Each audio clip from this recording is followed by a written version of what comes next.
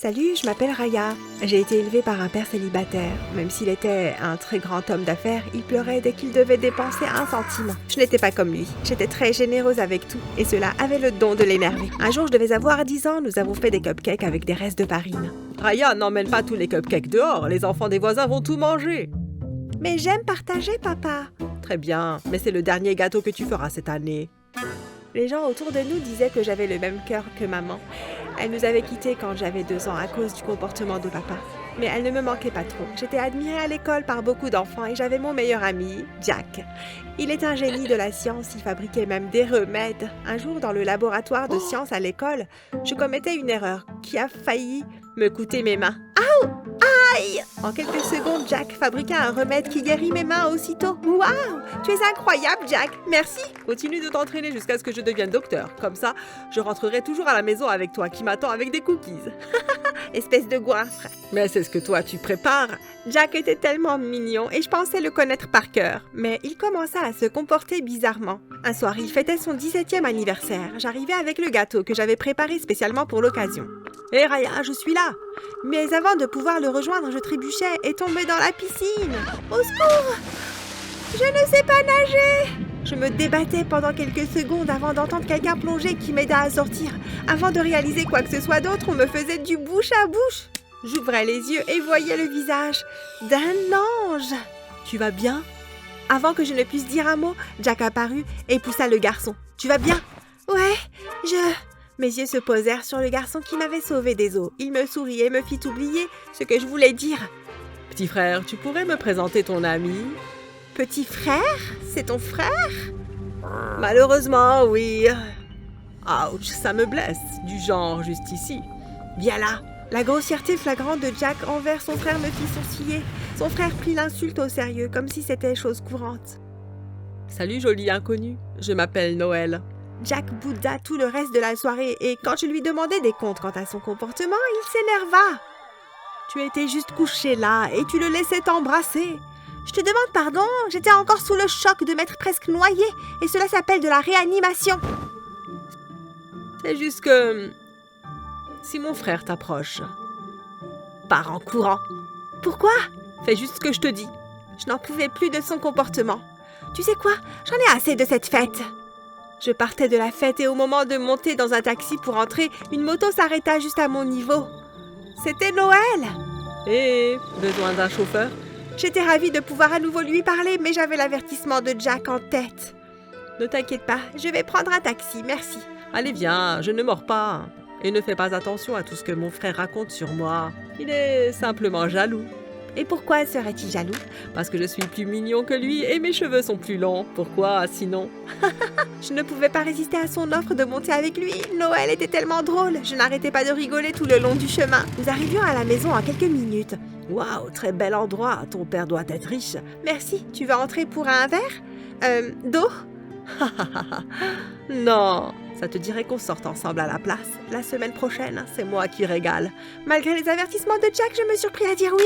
Nous échangeâmes nos numéros et il partit. Jack m'appela un peu plus tard pour s'excuser de ses sauts d'humeur et je le pardonnais. Mais j'oubliais totalement de lui parler de mon prochain rendez-vous avec son frère. Tout cela parce que nous allions envoyer nos candidatures dans plusieurs universités. Quand je reçus un courrier d'invitation pour l'université de mon choix pour y étudier la pâtisserie et la boulangerie, je ne pus m'empêcher de courir à la maison pour le dire à papa, mais sa réaction me laissa sans voix. Papa, j'ai été acceptée! Youpi! Mais qui a dit que tu irais à l'université? Tu prendras ma succession dans mon affaire immobilière, donc pas besoin de dépenser de l'argent pour quelque chose dont tu ne te serviras pas de toute façon. Qu'est-ce que tu es en train de dire, papa? Tu sais que j'ai toujours voulu être chef pâtissier. Je suis désolée, mais ça n'arrivera pas. J'ai d'autres plans pour toi. C'est comme si le ciel me tombait sur la tête. Quel plan? Tu es simplement un homme cruel qui n'en a rien à faire de sa fille unique. Tu n'as rien fait pour moi. J'ai tout fait pour toi. Comme? M'acheter des chaussures bien trop grandes de chez Barney pour que je puisse les porter 10 ans jusqu'à ce qu'elles soient à ma taille? Ce n'est pas le moment d'en parler, J'étais trop en colère contre lui pour l'écouter une minute de plus et je quittais la maison. Je savais pas où j'allais, mais tout ce que je voulais, c'était être le plus loin possible de papa. J'étais presque au parc quand une moto passa tout près de moi. Le pilote attrapa mon téléphone. Voleur! Le pilote s'arrêta et retira son casque. À ma grande surprise, c'était Noël. Hé, Raya! Est-ce que tu t'es transformé en voleur? Pourquoi tu as attrapé mon téléphone? Je voulais juste plaisanter avec toi. On sort toujours ensemble demain, non? Ouais. Super, à demain ma chérie. Avec les mots de papa toujours en tête, je n'avais pas l'esprit à réfléchir à ce qui venait de se passer. J'appelais Jack et nous nous sommes rencontrés dans le parc. Je ne peux pas croire que ton père ait dit ça. Ça me tue. Écoute, c'est ton rêve et tu ne peux pas laisser qui que ce soit te freiner. Peut-être devrais-tu réfléchir à un moyen de gagner assez d'argent pour pouvoir aller à l'université. Une seule chose me vint à l'esprit. Je peux faire des mini-cakes et les vendre. Jackpot, les gens vont adorer. La mère de Jack accepta même de m'aider en les vendant à son café. Mais le lendemain, alors que je voulais lancer ma première fournée, mon monde s'écroula. Après 1 heure de pâtisserie, je commençais à sentir des engourdissements et des picotements dans mes pieds. Et peu de temps après, ma vision se troubla. Papa! Papa! Ma propre voix me semblait lointaine, mais Dieu merci, papa était assez près de moi pour m'entendre. Raya, que se passe-t-il? Parle-moi, ma puce. Papa m'emmena d'urgence à l'hôpital et le médecin me diagnostiqua du diabète. Vous devez éviter toute nourriture sucrée si vous voulez avoir une chance de le contrôler. J'étais dévastée.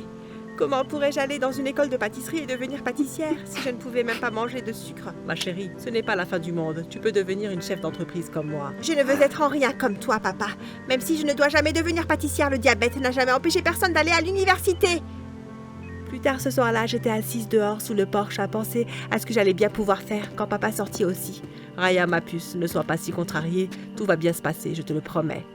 Le rugissement d'une moto le coupa net. C'était Noël, et le pire c'est que Jack était juste derrière lui. Salut ma chérie, prête pour notre rendez-vous? J'espère que tu sais danser. J'étais tellement perdue dans mes pensées que j'avais totalement oublié notre rendez-vous de ce soir. J'étais horrifiée quand Jack se tourna et me regarda. Tu as un rendez-vous avec mon frère? Je ne vois pas le problème, tu ne m'as jamais dit pourquoi. Renvoie-le, il ne te mérite pas. Le renvoyer? Ne me parle pas comme ça, tu n'as aucune idée de ce que je traverse en ce moment. Oui, petit frère, arrête de la traiter comme une enfant et habitue-toi à rester son amie. Raya, qu'est-ce qui se passe? Arrête de faire le gentil, Noël. Je sais exactement qui tu es. Une bête courageuse, contrairement à toi. À ma grande surprise, Jack se mit à rugir comme un lion et plaqua son frère au sol. Papa réussit à les séparer. J'étais furieuse contre Jack. Vous deux sortez de chez moi tout de suite. Je ne tolère aucune forme de violence. Jack peut partir. C'est lui qui a commencé, mais Noël reste. Raya, nous aurons une discussion à ce sujet. Si ce n'est pas pour me dire que tu acceptes que j'aille à l'université, je n'ai rien à te dire. Après que Jack soit parti, j'annulai mon rendez-vous avec Noël. À la place, nous sommes restés dans l'arrière-cour. Je suis désolée. Mon frère a un caractère de cochon. J'étais touchée qu'il s'excuse pour le comportement de son frère. C'est lui qui devrait s'excuser, pas toi. Et c'est quoi cette histoire avec ton père? Je racontais tout à Noël à propos de papa et de l'université, et il me dit quelque chose de choquant. Si ton père ne veut pas te donner l'argent pour aller à l'université, tu dois trouver un moyen de lui prendre. C'est simple. Tu es en train de dire lui voler son argent? Je préfère utiliser le terme emprunter. Tu pourras toujours rembourser ton avare de père plus tard. Je ne vais pas lui prendre son argent sans sa permission. Sa proposition était complètement folle, mais il se passait quelque chose qui me décida à passer à l'action. Cette nuit-là, pour la première fois de ma vie, papa m'acheta une boîte de chocolat et de la glace. Tada! Que se passe-t-il? Mais ce n'est pas mon anniversaire. Je sais ma puce, je voulais juste m'excuser. Je sais à quel point tu voulais aller à l'université. La vérité, c'est que mon entreprise ne marche plus aussi bien. Je n'ai pas assez d'argent pour t'envoyer à l'université. Si j'avais les moyens, je t'y enverrais. Mon cœur se brisa en 1000 morceaux. Tu aurais dû m'en parler, papa. Je croyais papa, même s'il avait toujours été radin, je ne le savais pas être un mentin. Quand je me réveillais, je voulais proposer à papa de me laisser travailler à temps partiel pour aider. Mais je restais bouche bée à la vue du coffre-fort. Il était ouvert et il y avait des liasses de billets à l'intérieur. Papa était au téléphone et parlait de donner cet argent à une fille. Toutes ces années à me serrer la ceinture, c'était pour elle. Elle sera heureuse quand je lui montrerai. J'étais furieuse, papa m'avait menti. Non seulement il était plein aux as, mais il voulait tout donner à cette fille et il refusait que j'aille à l'université. Je ne pouvais le laisser faire. Il ne me restait qu'une seule option. Le même jour, j'appelais Noël et nous nous sommes retrouvés dans un café. C'est là que je dis quelque chose que je regretterai toute ma vie. Ok, je veux le faire. Pour? Oh mon Dieu, Raya, ne me demande pas déjà de t'épouser. Faire ma demande? Tu es complètement timbré. Tu m'as suggéré quelque chose la dernière fois. Je veux emprunter l'argent de papa. Est-ce que tu peux m'aider? Bien sûr. Nous avons établi un plan et 2 jours plus tard, une fois sûr que papa était parti au travail, Noël et moi nous sommes introduits dans son bureau. Il y a beaucoup d'argent dans ce coffre, on ne va prendre que ce dont j'ai besoin pour payer l'université. Tu peux l'ouvrir? Alors que je tapais le code, Noël mit soudainement un masque sur son visage. Noël, mais qu'est-ce que tu... Je criais quand 2 autres personnes portant des masques sautèrent par la fenêtre. Chut, ma chérie, ne t'inquiète pas, ton père aura ce qu'il mérite. Voilà donc qui tu es vraiment, un voleur! Ce jour-là sur la route, tu voulais vraiment me voler mon téléphone, avoue-le! Jacques avait raison, tu es pire que le diable! Oh, merci pour le compliment. Je me retrouvais là, sans pouvoir faire un geste. J'étais sous le choc alors que Noël et son équipe partirent sans laisser un centime. Il a même eu l'audace de chanter une fois qu'ils avaient fini. Je tremblais encore quand papa arriva, comme une fusée dans ma chambre ce soir-là. Raya, nous avons été cambriolés. Je voulais vraiment faire semblant de n'être au courant de rien, mais j'étais dévorée par la culpabilité et la peur. Je craquais et lui racontais tout ce que j'avais fait.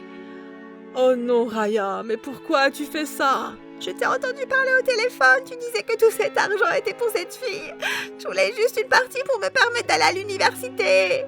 Mais Raya, c'était toi la fille dont je parlais. Tout ce temps, j'ai économisé pour que tu puisses reprendre l'entreprise dès que tu aurais ton baccalauréat. Je n'en croyais pas mes oreilles. Tout ce temps, papa n'avait fait que mettre de l'argent de côté pour moi. Je suis vraiment désolée, papa, je suis désolée. Papa appela la police et leur donna le nom de Noël. Mais les semaines passèrent et personne ne le trouvait. Même sa mère ne savait pas où il se cachait. Je n'arrivais pas à me pardonner. À ma grande surprise, papa ne m'en voulait même pas. Tout est ma faute, Raya. Je n'aurais pas dû te cacher tout ça, et encore moins te mentir.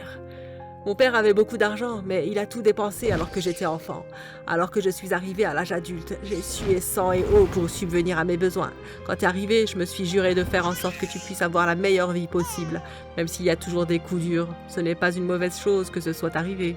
Je sais maintenant que je suis allée trop loin et que j'ai toujours fait l'impression d'être un mauvais père et surtout une personne très avare. Rien de ce que tu pourras dire n'excusera le fait que j'ai amené des voleurs dans la maison, papa. Je suis tellement désolée. J'apprendrai ce qu'il faut pour reprendre l'entreprise familiale. Je n'irai pas à l'université. Et qu'est-ce qu'il en est de ton rêve de devenir pâtissière? Je vais oublier ça. Je suis diabétique après tout. Ou alors tu peux effectuer des recherches pour créer des desserts que même les diabétiques peuvent manger. Tu ne t'imagines même pas le nombre de diabétiques qui voudraient manger des gâteaux. Même si nous avions perdu beaucoup d'argent, cet incident nous rapprocha, mon père et moi. Il me restait une autre relation à réparer. J'allais chez Jack tôt un matin. Je devais m'excuser pour ne pas l'avoir cru. Et surtout pour l'avoir chassé de chez moi à la place de son criminel de frère. Jack, ton frère. Je sais, j'ai entendu. J'aurais dû t'écouter. Non, j'aurais dû te dire toute la vérité à son sujet dès le départ. Il est le canard boiteux de notre famille. Et il sortait à peine d'une cure de désintoxication le jour où tu l'as rencontré. J'étais juste très jaloux. Jaloux, mais de quoi? Parce que ses cheveux sont plus longs? Burke, c'est ce que t'as dit, cet idiot? Tu as été sous son charme ce jour-là près de la piscine et... Je le vis rougir et j'ai finalement compris. J'écarquillais les yeux. Attends, Jack, tu... m'aimes bien? Plus qu'une amie? Je préfère dire non si un oui te fait peur. Je suis un peu un froussard pour ce genre de choses. Bien sûr que non, espèce d'idiot. On peut juste y aller doucement. Ok, je me lance alors. Veux-tu m'accompagner au bal de promo? Avec grand plaisir. Papa me laissa finalement aller à l'université. Et quand j'ai obtenu mon diplôme, je suivis son conseil de créer des desserts spéciaux pour les gens comme moi. Jack est devenu médecin. Nous ne sommes pas restés ensemble, mais nous sommes restés les meilleurs amis. Miam, comment ça se fait que ces macarons sans sucre soient meilleurs que ceux qui en contiennent? Recette secrète. Même si tout s'est finalement bien passé pour moi, je regrette encore d'avoir laissé ma colère prendre le dessus. Si jamais vous deviez être en colère, comme je l'ai été avec mon père, ne la laissez pas diriger vos actions. Trouvez une façon de vous calmer, ou vous pourriez commettre une grave erreur, comme je l'ai fait.